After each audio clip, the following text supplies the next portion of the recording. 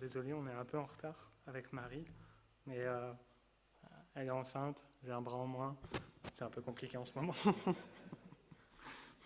Et ça va, on survit, on survit. C'est une belle journée aujourd'hui, je trouve, pour avoir une réunion de prière, une réunion pour célébrer l'Éternel, parce que quelque part, le pays se met ce jour à part, depuis hier, donc presque 2 jours à part, et ceux qui vont faire le pont 3 jours à part.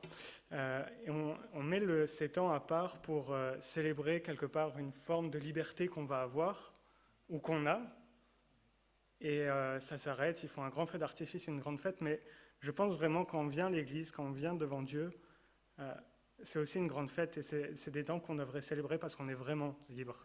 C'est pas une liberté fausse, une liberté un peu superficielle et très particulière qu'on a, mais c'est la vraie liberté en Christ qu'on a. Et je pense que on n'a pas le droit, mais si on pouvait, ce serait presque chaque dimanche faire un feu d'artifice pour célébrer le nom de l'Éternel. Mais moi, je suis d'accord, mais bon, c'est un budget.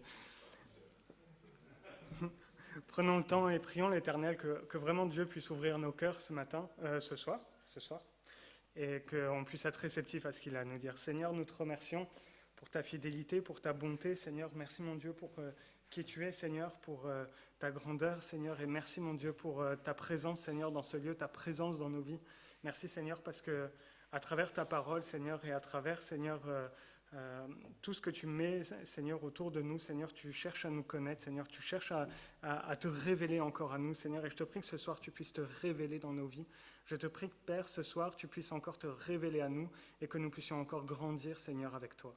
Seigneur, je remets toutes choses entre tes mains et que vraiment, Seigneur, ce soit ton esprit qui touche les cœurs, Seigneur, et que ton nom soit élevé, Seigneur. Que chaque chose soit pour la puissance et la gloire de ton nom. Dans le nom de Jésus, nous te prions. Amen. Amen. Ce soir, j'aimerais qu'on puisse ouvrir ensemble nos Bibles et qu'on puisse voir quelque chose autour de Jésus, plusieurs choses autour de Jésus. En lisant ma Bible, j'ai remarqué que si on regarde autour de Jésus, on pourrait dire qu'il y a des cercles autour de lui. En tout cas, j'ai identifié 4 cercles autour de Jésus, de personnes. Et ça représente, je pense, 4 types de personnes, 4 formes de personnes et 4 manières dont nous pouvons voir notre relation avec Christ. Et la première personne, c'est pas vraiment une personne, c'est un ensemble de personnes, mais quand on lit le texte, ça représente une personne. J'aimerais qu'on puisse regarder la foule. Autour de Jésus, quand Jésus se déplaçait pendant son ministère, il y avait toujours une grande foule qui était autour de lui. Jésus allait à un endroit, la foule le suivait. Et du coup, Jésus a même dû multiplier le pain parce que les gens le suivaient et quand ils rentraient chez eux, ils n'avaient pas le temps de manger, ils n'avaient pas l'argent de manger. Mais Jésus, il y avait toujours une foule qui le suivait. Et dans Jean 6, verset 2, on a cet exemple qui nous dit « Une grande foule le suivait parce qu'elle voyait les miracles qu'il opérait sur les malades. » Et je pense que le premier cercle autour de Jésus, le premier cercle de personnes autour de Jésus, ce sont des gens au final qui cherchent des miracles. La Bible nous dit, Jean 6, verset 2, comme je le redis, « Une grande foule le suivait parce qu'elle voyait les miracles qu'il opérait sur les malades. » Et je pense que la première personne, ce premier cercle qui suivait Jésus, c'était des gens qui avaient envie de voir des miracles. C'était des gens qui voulaient voir quelque chose, ils voulaient voir un peu de spectaculaire. Mais il n'y avait pas que des gens ainsi. Autour de Jésus, dans ces foules, il y avait un effet de groupe. Je pense que ça nous est tous arrivé. Il y a une foule quelque part, un magasin qui va ouvrir, il y a une foule, on va regarder, et du coup on va se mêler à la foule, et la foule va être de plus en plus grande. Et du coup, autour de Jésus, des fois, il y a de la curiosité, il y a la recherche quelque chose de surnaturel. Certains cherchaient un roi, certains se disaient « Ah, c'est le roi des Juifs, du coup, on va aller avec lui, il va nous donner la liberté, il va libérer Israël, il n'y aura plus de Romains, ça va être génial, tout sera bien. » Et il y a ce groupe de personnes qui est là autour de Jésus. Ces gens qui sont là et au final, ils cherchent quelque chose de Jésus, ils ne cherchent pas Jésus lui-même, ils cherchent ce que Jésus peut faire. Un miracle, les libérer, ou tout simplement par curiosité, qu'est-ce qu'il fait, qu'est-ce qui se passe. Et je pense qu'il y a déjà ce premier groupe autour de Jésus. Après, en lisant encore dans les évangiles, dans Luc 10, verset 1, il y a un deuxième groupe, et on va remarquer que chaque groupe se resserre au niveau de Jésus. Il y a un groupe de disciples de 70 personnes qui est autour de Jésus. Si on va dans Luc 10, verset 1, dans l'évangile de Luc, on peut lire « Après cela, le Seigneur désigna encore 70 autres disciples, et il les envoya 2 à 2 devant lui dans toutes les villes et dans tous les lieux où lui-même devait aller. » Et après cela, dans l'évangile de Luc, on peut lire que Jésus va les missionner pour annoncer la parole, pour guérir, des démons vont être chassés.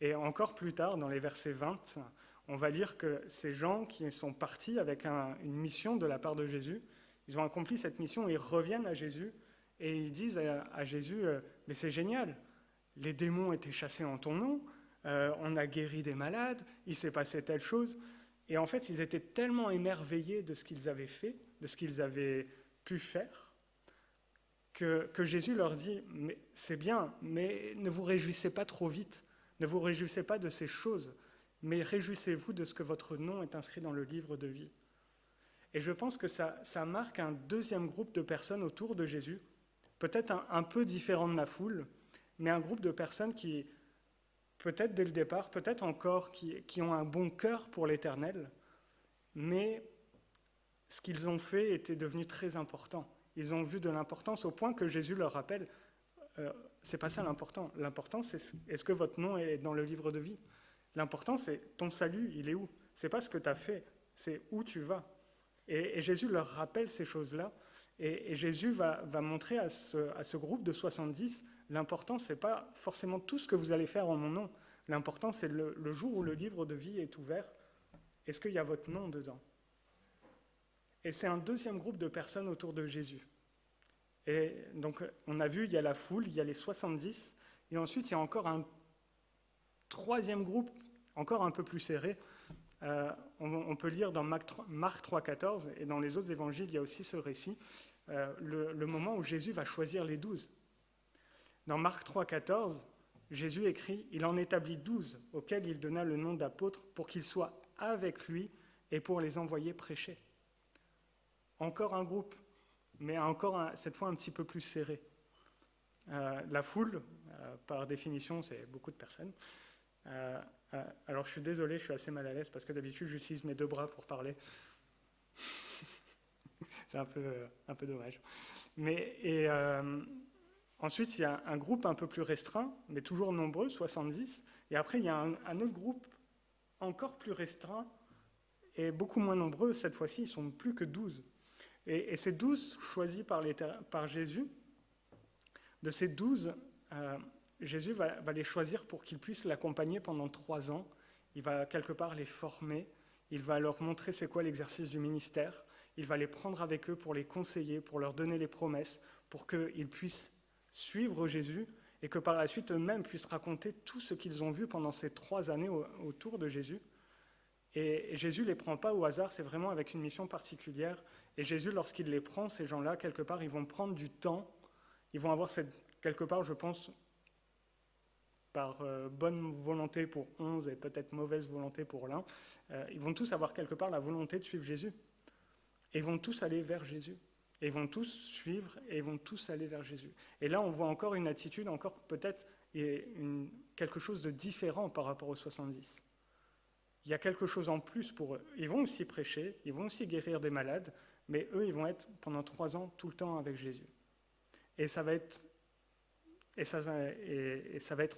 encore autre chose des 70 qui, eux, vont être envoyés. Bien que les 12, on va devoir les reprendre aussi assez régulièrement, mais comme nous d'ailleurs, mais ça va être encore différent des 70. Ils vont être encore plus proches de Christ. Ils vont avoir une proximité avec Christ qui va être beaucoup plus forte que les 70. Et c'est ça qui est intéressant de voir, c'est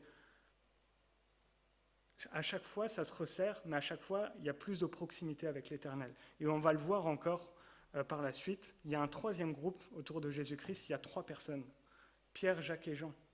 On peut lire dans Matthieu 17, verset 1, « 6 jours après, Jésus prit avec lui Pierre, Jacques et Jean, son frère, et il les conduit à l'écart sur une haute montagne. Et la Bible nous dit qu'après, ils vont voir Jésus transfiguré. Et on va lire plusieurs récits dans les évangiles où à chaque fois Jésus se retrouve avec ces trois-là. Et Jésus va avoir une relation particulière avec ces trois-là. Et ces trois-là, ils vont suivre aussi Jésus. Lorsque les 9 autres vont prendre quelque part un temps pour se reposer, les 3 vont suivre Jésus. Les 3 vont aller plus loin avec Jésus. Ils vont aussi s'endormir, ils vont manquer de veiller, mais ils vont aller encore un petit peu plus loin pour accompagner Christ. Et à chaque fois, ils vont aller encore un peu plus loin. Et ensuite, quand on va lire les évangiles dans le récit de la passion, de la crucifixion, on va voir que les 3-là apparaissent beaucoup plus souvent que les autres. On va nous raconter que Pierre a renié Christ. On va nous raconter que Jean et Jacques étaient là près de la croix. On va avoir plus de détails sur leur relation, parce qu'ils avaient une relation encore plus forte avec Christ que les 9 autres. Bien qu'ils étaient imparfaits, quand on prend Jacques et Jean, ils se sont disputés de qui sera à la droite. Enfin, ils se sont disputés. Ils ont envoyé leur maman pour discuter avec Jésus de qui va être à la droite. C'était des hommes, hein. Et Pierre, il va renier Jésus. Et puis on va voir que même Jean, quand il va écrire l'évangile, il va dire « Jean, le disciple bien-aimé, a dépassé Pierre dans une course effrénée vers le tombeau ». On va avoir de plus en plus de détails de ces trois-là. Parce que ces trois-là, ils vont donner quelque chose de plus que les autres. Et je pense que si on regarde à ces 4 cercles en fait, qui entourent Christ, un cercle vraiment très large avec la foule, un petit peu plus restreint avec 70, plus restreint encore avec 12 et encore vraiment proche avec les 3, on peut voir qu'il y a quelque chose qu'on peut apprendre de cela. Je pense que chaque cercle qui se rapproche de Jésus, chaque cercle développe une idée qui montre que pour se rapprocher de Jésus, il y a de plus en plus que nous devons donner. Il y a des choses que nous devons donner. Je pense que la première chose, c'est avoir le cœur pour se rapprocher de Jésus. Je pense que ce qui fait la différence entre la foule et immédiatement les 70, c'est le cœur. Parce que dans la foule, les gens ne cherchaient pas Jésus vraiment pour quelqu'un à aimer comme leur sauveur. Les 70, ils allaient prêcher l'évangile, je pense que la majorité d'entre eux avaient compris que Jésus était sauveur. Mais ils ont eu besoin d'être rappelés. Et plus on va se resserrer, plus il y avait besoin peut-être de volonté aussi, pour passer plus de temps avec Christ. Parce que quand vous êtes dans les 70, vous n'êtes peut-être pas tous les jours avec Jésus comme les 12. Et du coup, il y a besoin de plus de volonté. Mais il y a aussi quelque chose que même les 3, Pierre, Jacques et Jean, ont donné de plus que les autres, c'est leur temps. Et je pense que ces 3 choses-là, on en a besoin pour se rapprocher de Christ. Pour se rapprocher de Christ, pour développer notre relation à Christ, on a besoin de cœur, de donner du cœur à notre relation à Dieu. On a besoin de temps et on a besoin de volonté pour développer notre relation à Christ, pour développer les choses. Si on regarde, la première chose qu'on va devoir donner, qui va être vraiment différente de la foule et des autres, c'est du temps. C'est vraiment du temps. Prendre le temps de se rapprocher de Dieu. Quand on voit la foule, je pense, si on prend dans tous les évangiles, à chaque fois qu'il y en a un qui prend du temps dans la foule, il est nommé, il sort un peu du lot, on va dire. Il sort de l'ordinaire. La foule, elle n'est jamais nommée. Mais quand il y a quelqu'un qui veut prendre du temps pour connaître Christ ou qui a besoin de Christ, on va le nommer. Bartimée, Zachée, etc. On va les nommer. Et il va se passer quelque chose. Et on a besoin de temps pour avoir un changement réel dans notre vie et avec Dieu. Si je ne prends jamais de temps avec l'Éternel, si je ne prends pas le temps de lire la parole, si je ne prends pas le temps de prier, si je ne prends pas le temps de... Alors, moi ça me va l'expression, mais si je ne prends pas le temps de dialoguer avec l'Éternel, de discuter avec l'Éternel, je ne peux pas avancer dans ma relation avec lui. J'ai besoin de lui donner du temps. Et j'ai besoin de donner de plus en plus de temps. Et si on remarque, dans les 4 cercles que j'ai donnés, les 4 vont donner de plus en plus de temps à l'Éternel. Si on remarque, les 4 vont donner de plus en plus. La foule, ça va peut-être être une après-midi, quand Jésus est de passage à Jéricho. Tiens, il y a quelqu'un qui est là, on va les voir, et puis après on va rentrer. Les 70, ça va être, Jésus nous a appelés, on a répondu, voilà, on a fait les choses, on va suivre un peu de loin, mais on va faire un peu nos affaires un peu à côté, et puis quand Jésus nous appellera, on ira, mais on ne va pas suivre tous les jours. Les 12, c'est on va suivre tous les jours. Mais les trois vont encore donner quelque chose de plus. Ils vont chercher à voir plus de Christ. Et d'ailleurs, c'est les trois qui vont voir Christ transfiguré, qui vont voir quelque part comme Moïse et Élie. Pierre voudra même dresser une tente pour rester à cet endroit. Et j'ai besoin de donner de plus en plus de temps à l'Éternel pour apprendre de plus en plus de lui, pour grandir dans ma foi, pour grandir dans la découverte de la parole, de grandir dans mes temps de prière. J'ai besoin de donner du temps. Si je donne à chaque fois juste « Seigneur, merci pour ce repas, merci pour cette journée, bonne journée, amen », c'est bien, mais il faut plus. Dieu demande plus. Dieu a besoin et désire plus de nous. Et les trois cercles vont donner de plus en plus intensément. De plus on se rapproche à Christ, de plus c'est intense. Et je pense que c'est quelque chose dont nous avons besoin d'apprendre, surtout dans notre société aujourd'hui, où en fait c'est vraiment particulier parce qu'on est dans une société où on a de plus en plus d'outils pour la gestion de notre temps. On a de plus en plus d'outils pour bien gérer notre agenda au quotidien, etc. On a de plus en plus d'outils pour gérer les choses quand on n'est pas là chez soi, pour que j'ai plus besoin de me prendre, de penser à mettre le thermostat, j'ai programmé pour que ça soit... Et au final, on a l'impression qu'on a de moins en moins de temps. Même en France, on travaille moins. On est passé de 40 à 35 heures, mais au final, désolé si vous travaillez au Luxembourg, mais au final, on a moins de temps. On travaille moins, mais on a moins de temps. Et on consacre peut-être des fois moins de temps à l'Éternel parce qu'on est dans le rush de la vie et on oublie de donner du temps à l'Éternel. Et je pense que la première chose qu'on devrait se rappeler de donner à Dieu, c'est du temps. C'est vraiment important. Et quand je réfléchissais à ça, il y a un homme que j'aime beaucoup dans l'histoire de l'Église, j'ai déjà évoqué son nom, c'est Jonathan Edwards. Et c'était vraiment un homme de Dieu, un homme génial. Il a fait énormément de choses. Il a vraiment impacté son époque. Il a vraiment été un homme utilisé par Dieu à ce moment-là. Mais souvent, on parle de lui, mais on ne parle pas de sa femme. Et sa femme, il y a quelque chose qui m'avait marqué. C'était aux États-Unis, c'était une autre époque, ils avaient beaucoup d'enfants. C'était la femme qui s'occupait de tout à la maison, comme maintenant, mais c'est vraiment... c'était vraiment particulier. Mais cette femme, en fait, elle s'occupait de tout le foyer, et quand elle récupérait les enfants et qu'elle rentrait chez elle, il était 4 heures, 5 heures. Je veux pas... C'était une autre époque, donc même les robes à l'époque étaient différentes. Mais en fait, elle avait tellement envie de passer du temps à l'Éternel, mais elle n'avait pas le temps. Parce qu'entre s'occuper des enfants, entre s'occuper de préparer la nourriture, parce que je l'appelle comme ça parce que je ne le connais pas, mais... enfin, je le connais, mais lui, il ne me connaît pas. Moi, je l'appelle Jonathan. Quand Jonathan il rentrait à la maison le soir, il voulait manger, donc il attendait que la nourriture soit prête. La femme, elle n'avait pas le temps de penser à toutes ces choses.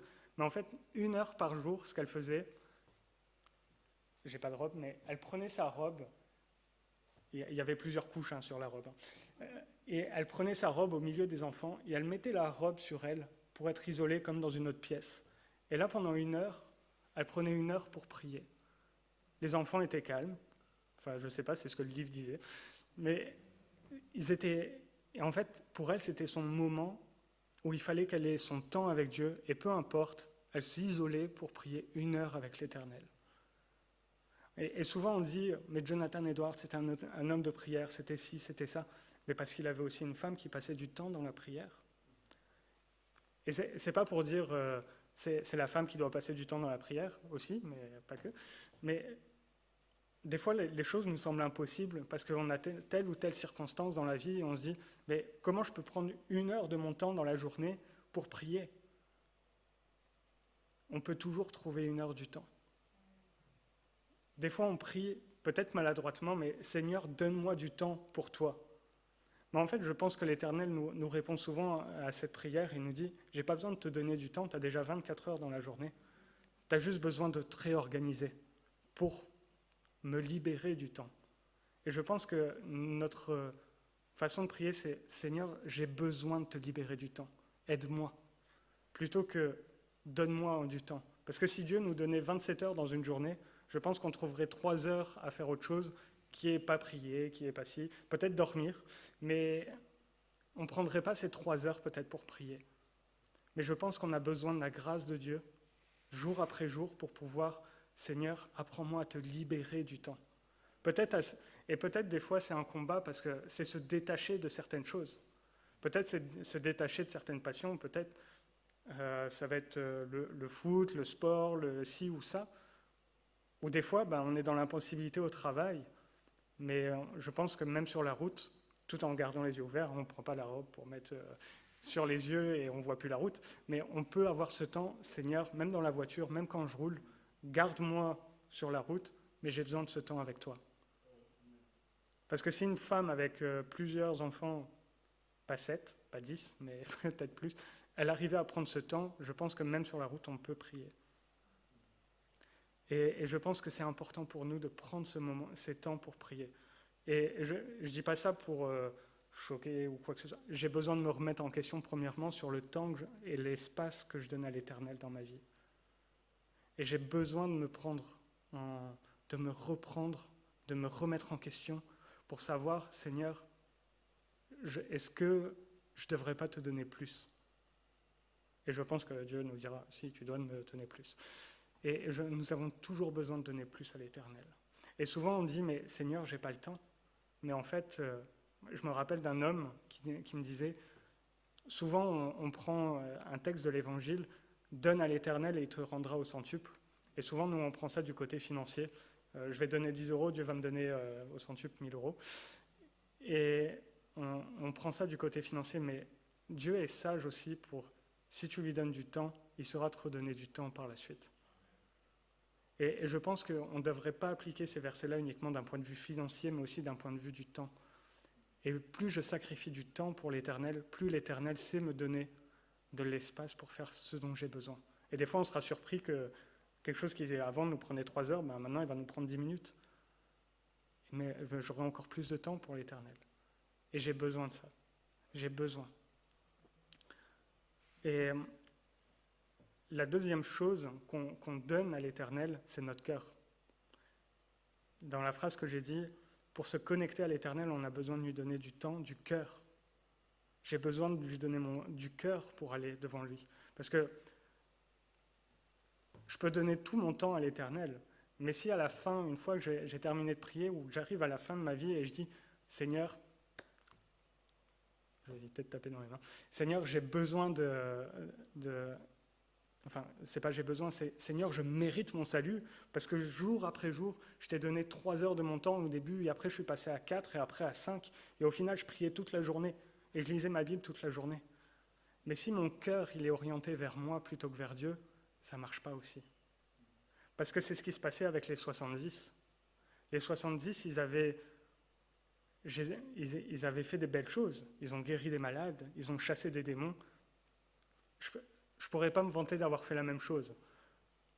Mais Jésus les reprend et leur dit, faites attention. Parce que d'abord votre salut, en gros, d'abord, où est votre cœur? Jésus leur demande, où est votre cœur? Est-ce que c'est dans les choses que vous avez faites et vous avez tiré toute la reconnaissance et tout est bon pour vous juste à faire ça? Ou est-ce que vous avez encore besoin de moi? Et je pense que des fois, on donne notre temps à Dieu et on ne devrait pas le donner d'une manière religieuse. C'est-à-dire, aller me dire tous les jours à 5 heures, à 5 heures, je donne 1 heure à l'Éternel et l'Éternel devra me répondre, l'Éternel devra me bénir parce que je lui ai donné 1 heure. C'est bien de donner 1 heure à l'Éternel, mais pendant cette heure, laisse l'Éternel changer ton cœur. Laisse l'Éternel remplir ton cœur pour que ce soit lui qui règne et pas moi. Enfin, pour que lui règne en moi. Et je pense qu'on a besoin de savoir où on met notre cœur. Et c'est vrai pour les 12. Il y en avait au moins un parmi les 12, il a donné tout son temps à l'Éternel. Il a donné ses 3 ans. Mais son cœur, il n'était pas au bon endroit. Il prenait dans la caisse. Et quand il a eu l'occasion de trahir Jésus, il l'a fait. Son cœur n'était pas au bon endroit. Et je pense que des fois, Seigneur, je te donne mon temps, mais Seigneur, où est mon cœur? Seigneur, je te donne mon cœur. On a besoin continuellement de revenir à l'Éternel et lui de redonner notre vie. Et je pense que dans notre vie de prière, on a besoin d'y aller avec notre cœur pour l'Éternel. Avec un cœur pour l'Éternel. Pas avec un cœur pour moi, Pas avec un cœur qui est uniquement centré sur moi, mais avec un cœur centré sur l'Éternel. Parce que j'ai besoin de lui. Parce que j'ai besoin que lui soit là. Et parce que c'est tout par lui. La Bible dit, La Bible dit que c'est à travers Christ que nous faisons, que nous pouvons. À travers l'œuvre du Saint-Esprit.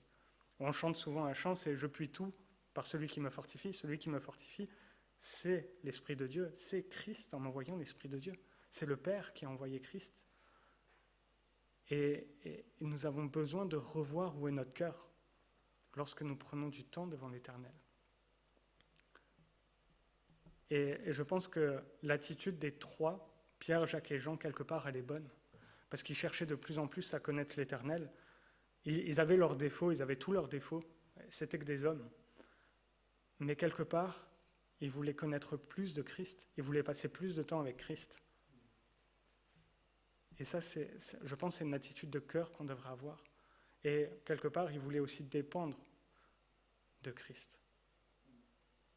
Et je pense que c'est ça qu'on devrait rechercher. Et de quoi nos cœurs, et on devrait se poser la question de quoi mon cœur a soif lorsque je suis devant l'Éternel. Est-ce que c'est de me satisfaire moi-même d'avoir passé tout ce temps avec l'Éternel, ou c'est simplement d'être dans la présence de Dieu et de le contempler et de le laisser transformer ma vie? De quoi mon cœur a soif? De quoi mon cœur a soif? Qu'est-ce que je veux donner à l'Éternel? Qu'est-ce que je vais donner à l'Éternel? Et la dernière chose, c'est la volonté. La volonté. Avoir la volonté d'aller vers l'Éternel. Et des fois, on est humain, et des fois, on n'a peut-être pas envie. Parce que, je ne sais pas si ça vous arrive, moi plus maintenant, tout va bien, je suis guéri. Mais des fois, on se dit, aujourd'hui, j'ai pas envie de prier parce que ma journée était longue, les collègues, c'était lourd, la route, c'était long parce que voilà, il y a 2 heures de trajet pour aller au travail. Et des fois, ou 5 minutes, ça marche aussi. Des fois, 5 minutes, il se passe plus de choses sur le trajet que pendant 2 heures. Mais des fois, on est, Seigneur, non, pas aujourd'hui. Et on n'a pas envie. Et on se dit, ce soir, j'ai pas envie de me prendre la tête. Parce que j'ai pas envie de réfléchir, je veux juste déconnecter mon cerveau. Je déconnecte mon cerveau, je me mets devant la télé, je me mets devant un film, je vais sur les réseaux, je fais autre chose, mais voilà, je me déconnecte. Et je pense qu'on a besoin de l'Esprit de Dieu à ce moment-là, pour être renouvelé. Parce que la Bible nous dit des fois, on ne fait pas ce qu'on veut, réellement. Des fois, on fait le mal qu'on ne veut pas et on fait le bien, on fait pas le bien qu'on veut. Des fois, on voudrait passer du temps devant l'Éternel, mais au final, on ne le fait pas. Et des fois, on ne veut tout simplement pas parce que on est des hommes et des fois, les circonstances de la vie font que on se laisse abattre. Quelque part le soir, on rentre, ou le matin, ou quoi que ce soit, et on se laisse abattre. Et je pense que c'est à ce moment-là qu'on a besoin de dire « Seigneur, fais-moi grâce ».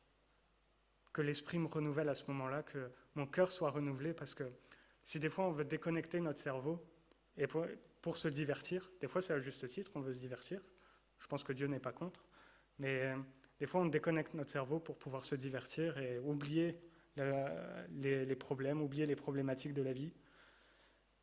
Et le problème, c'est que lorsque je débranche, et voilà, je me suis diverti, je vais aller me coucher, le matin je me relève, je me rebranche et les mêmes problématiques sont là. Et en fait, ça ne résout rien. On a juste perdu peut-être une soirée, peut-être une après-midi, une matinée, une semaine, un mois. Et je pense que c'est là où j'ai besoin de prendre conscience que l'Esprit de l'Éternel peut me renouveler. Et ça ne va pas être « je me prends la tête », ça va être « je me nourris la tête, je me change, je me laisse transformer par l'Esprit de Dieu ». Et je pense que dans ma vie de prière au quotidien, j'ai besoin que ma volonté soit renouvelée par l'Esprit de Dieu. J'ai besoin que sa volonté me renouvelle jour après jour. Parce que si je suis animé de sa volonté, si je suis animé de l'Esprit de Dieu et j'ai sa volonté qui s'exprime dans ma vie, je voudrais passer de plus en plus de temps avec l'Éternel. Je voudrais être de plus en plus proche avec lui. Je voudrais être chaque jour, je voudrais de plus en plus le découvrir. Quand je lis la Bible, je serai de plus en plus émerveillé. Je serai de plus en plus nourri. Je serai de plus en plus changé, transformé. Et ça va être quelque chose de totalement différent. Et des fois, on prend la lecture de la Bible et les temps de prière comme un temps très intellectuel, très désolé, je ne veux pas choquer par l'expression, mais des fois on va prendre ça comme un temps de prise de tête où je vais devoir trop réfléchir. Mais des fois c'est les meilleurs temps de divertissement aussi. Parce que Dieu sait ce dont nous avons besoin. Et dans le moment de prière, il va me donner ce que mon cœur a réellement besoin. Parce que la société, quelque part, veut me faire croire que j'ai besoin de regarder un bon film, d'aller me déconnecter tout simplement. Mais j'ai besoin d'être connecté à Dieu. J'ai besoin d'être connecté à Dieu. Et Dieu saura faire. Et j'ai besoin d'être renouvelé par sa volonté. J'ai besoin d'être renouvelé dans ma volonté par sa volonté. Et que ce soit sa volonté qui m'anime. Et je pense que dans tous ces groupes, ceux ensuite qui ont vraiment cette volonté de passer du temps avec l'Éternel, c'est quand Jésus est monté au ciel. L'Esprit vient, et ces gens ensuite ils vont vouloir passer du temps devant l'Éternel. Ils vont être là pendant 15 jours à prier, chercher l'Esprit, et ensuite ils vont continuer à prier et à œuvrer pour l'Éternel. Et je pense que si on veut être vraiment connecté à Dieu, on a besoin de lui donner notre cœur, on a besoin de lui donner du temps, on a aussi besoin de lui donner notre volonté. C'est de s'abandonner complètement pour que lui puisse réaliser toutes choses en nous. Amen. Et frères et sœurs, des fois on se dit, moi je veux être connecté à Dieu, mais comment faire? Se connecter à Dieu, je me répète, mais j'ai besoin de donner du cœur, j'ai besoin de donner de ma volonté, j'ai besoin de donner du temps. Mais ne pas être connecté à Dieu, vous savez, on n'a besoin de rien faire. Et des fois c'est ce qu'on fait, on ne fait rien. Mais on a juste besoin de donner à Dieu. De donner du temps, de donner du cœur et de la volonté. Qu'on ne soit pas comme la foule, à juste chercher quelque chose. La foule n'est même pas adhérente à Jésus. Elle est juste là, tiens, il se passe quelque chose. Qu'on soit vraiment comme, quelque part, Pierre, Jean et Jacques, et plus encore après à chercher l'Esprit de Dieu pour être transformé dans nos vies. Amen. Que son nom soit béni ce soir. Amen. Seigneur, je te remercie encore pour cette soirée. Je te remercie, mon Dieu, pour ta bonté, ta fidélité. Je te remercie pour ta grâce, Seigneur.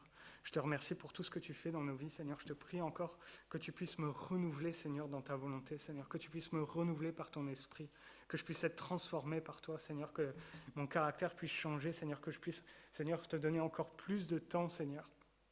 Que vraiment, Seigneur, mon cœur puisse être transformé par toi, que mon cœur puisse être touché par toi, que mon cœur soit complètement à toi, Seigneur, que ma volonté, Seigneur, soit visitée, Seigneur, que vraiment, Seigneur, ce soit ton esprit qui m'anime, que je fasse, Seigneur, ce que toi tu désires, Seigneur, dans ma vie, et que vraiment nous puissions être tous renouvelés, Seigneur, par l'Esprit ce soir. Que ton nom soit béni, Seigneur, que ton nom soit glorifié, et que ton nom soit élevé, Père. Amen.